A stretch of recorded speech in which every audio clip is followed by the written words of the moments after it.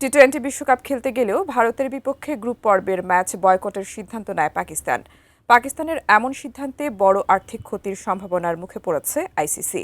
ICC বিভিন্নভাবে চেষ্টা চালিয়ে যাচ্ছে পাকিস্তান যেন এমন সিদ্ধান্ত থেকে সরে আসে। দুই পক্ষের মধ্যকার এই অচলাবস্থা নিরসনে অনুষ্ঠিত হয় আইসিসি, পিসিবি এবং বিসিবির মধ্যে বৈঠক, যেখানে সংকট নিরসনের জন্য পিসিবির পক্ষ থেকে উঠে এসেছে কয়েকটি দাবি। বিস্তারিত জানাচ্ছেন রিসাম সাহাব।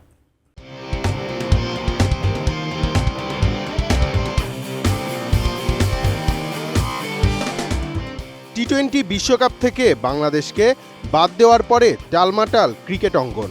বাংলাদেশের বাদ পড়ার জেরে ভারত ম্যাচ বয়কট করার সিদ্ধান্ত নেয় পাকিস্তান সরকার। পাকিস্তানের এমন সিদ্ধান্তে বিপাকে পড়ে আইসিসি। দুই পক্ষের মধ্যকার অচলাবস্থা নিরসনে লাহোরে যান বিসিবি সভাপতি আমিনুল ইসলাম বুলবুল।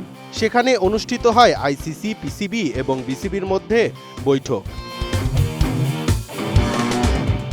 ভারত পাকিস্তান ম্যাচ না হওয়া মানেই আইসিসির বড় ধরনের আর্থিক ক্ষতির মুখে পড়া। বাংলাদেশ বাদ পড়ার পর আইসিসিকে শায়েস্তা করতে ভারত ম্যাচ বয়কটের সিদ্ধান্ত জানায় পিসিবি।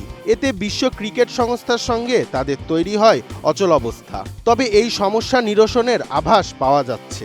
লাহোরে অনুষ্ঠিত তিন পক্ষের বৈঠকে আশার আলো দেখছে ক্রিকেট বিশ্ব। এজন্য পাকিস্তান ক্রিকেট বোর্ড আইসিসির কাছে উত্থাপন করেছে তিনটি দাবি।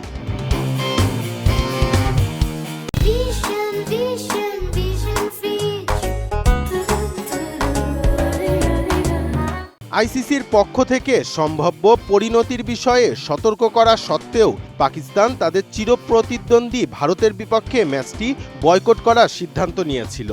এর মধ্যে আছে বাংলাদেশের জন্য বর্ধিত ক্ষতিপূরণ, অর্থাৎ বিশ্বকাপ থেকে বাদ দেয়ায় বাংলাদেশের যা ক্ষতি হয়েছে সেই অর্থ দিতে হবে আইসিসিকে।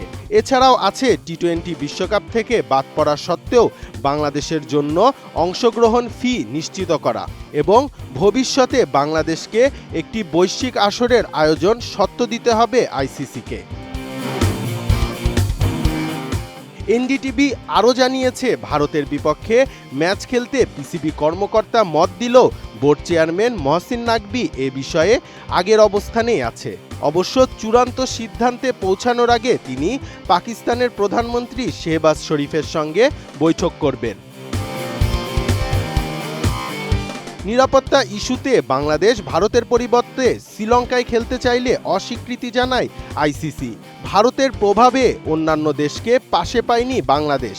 তবে পাকিস্তানকে দেখা যায় বাংলাদেশের পাশে দাঁড়িয়ে গ্রুপ পর্বের ভারত ম্যাচ বয়কট করতে।